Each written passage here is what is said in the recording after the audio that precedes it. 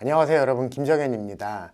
인테리어 공사 관련해서 회사와 고객 간 갈등이 생겨서 연락을 주시는 분들이 계세요.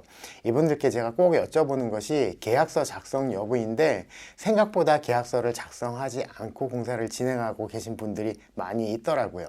지인이 공사를 해줘서 계약서가 없다, 견적서만 받고 따로 공사 계약서는 작성하지 않았다, 회사 입장에서도 아는 사람 공사라서 그냥 진행을 했다, 이런 이유로 계약서를 작성하지 않고 공사를 진행하는 경우도 흔히 봐왔어요. 물론 계약서 없이 공사가 잘 마무리되면 아무 문제 없죠. 사실 계약서라는 게 공사 끝날 때까지 꺼내볼 일이 없는 경우가 대부분이고, 꺼내볼 일이 없는 게 맞죠.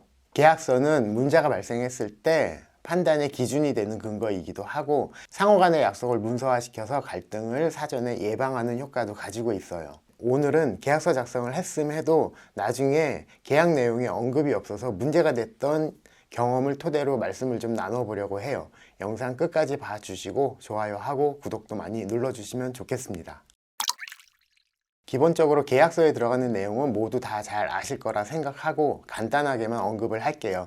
우선 공사 비용이 들어갈 거고, 공사 기간, 공사 범위, AS 관련된 사항의 내용에 언급이 있을 거예요. 이런 기본적인 내용의 계약서 작성도 하지 않아서 문제가 발생했을 때 회사나 고객 모두 피해를 보는 경우가 흔히 있어요. 계약서를 쓰지 않았다는 회사, 계약서를 작성하지 않았다는 고객님, 이런 분들께 전화가 오면 공사가 점점 늦어지고 있는데 어떻게 해야 되나, 공사 범위가 늘어나고 있는데 이거 추가 비용에 대한 이야기를 어떻게 해야 되나, 여러 가지 문제들로 연락을 주세요. 그런데 계약서가 없어서 근거가 되는 내용이 없으니 서로 원만하게 합의하는 경우밖에 없는데, 사실 원만하게 합의하는 게 쉽지 않죠.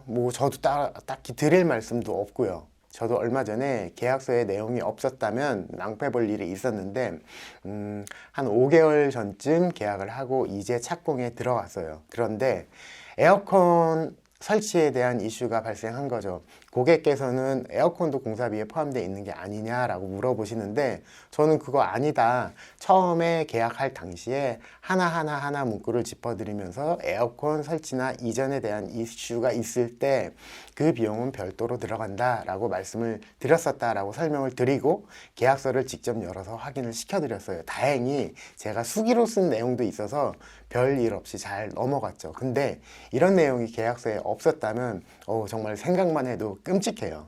또 오래전에 공사 계약을 하고 작업을 진행했음에도 결국 소송에 들어갔을 때 문제가 됐던 적이 있어요. 일반적인 계약서에는 용어에 대한 정의가 있어요. 이하 갑이라고 한다, 이하 을이라고 한다, 이하 작업이라고 한다.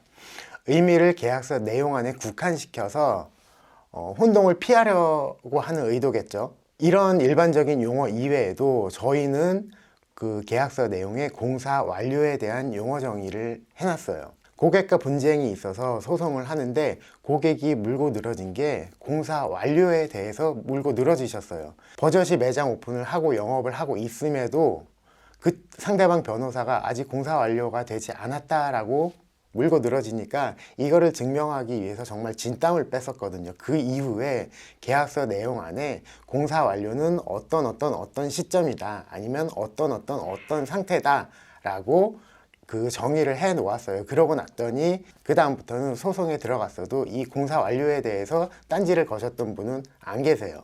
또 우리 회사 계약서에는 AS에 대한 내용을 좀 더 자세하게 설명해 놨어요. AS는 말 그대로 사후관리인데, 고객의 부주의가 아닌 사용 중 제품에 문제가 있을 때 일정 기간 무상으로 수리를 해줘야 된다는 내용이죠. 회사별로 6개월, 1년, 3년 등 AS 기간에 대한 건 유동성 있게 아마 정해 놓으셨을 거예요.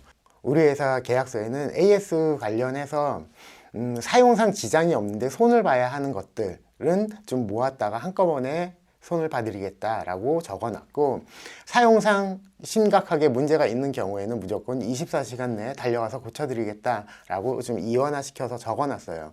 일하시기 바쁜데 정말 사소한 문제로 연락이 오면 가고 싶어도 못 가는 경우가 있어요. 이럴 때 고객분은 짜증이 나고 또 신뢰가 깨지기 시작하겠죠. AS 신청을 했는데 회사에선 오지도 않는다, 이런 일을 사전에 방지하기 위해서, 또 회사가 사소한 거 고치러 자꾸 들락거리는 것도 썩 보기 좋지 않아서 이렇게 이원화 시켜놨더니 고객에게 신뢰를 잃지 않게 됐죠.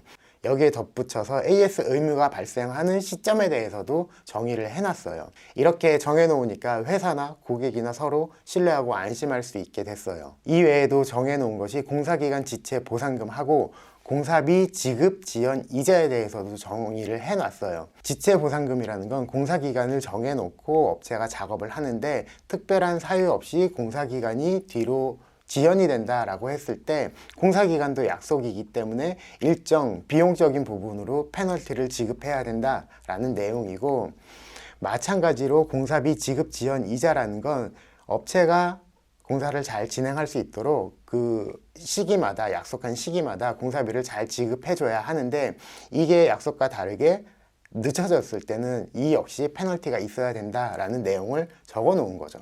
이외에도 우리 회사에는 저작권 관련 내용, 사진 촬영에 관련 내용도 들어있고, 제가 일하면서 경험해 왔던 부분들을 계속 업그레이드 시켜 나가고 있어요. 계약서라는 건 상호 간 거래에 대한 약속이에요. 그래서 회사나 고객에게 꼭 필요한 문서예요. 이런 약속이 문서화된 계약서는 회사와 고객 간 서로 약속을 잘 지키자는 상호 간의 의지가 첫 번째고, 혹시 발생할 수 있는 갈등을 사전에 예방하는 취지도 있어요. 그리고 갈등이 발생했을 때 계약서 내용을 토대로 빠르게 해결해 나갈 수 있는 지침서이기도 하고요.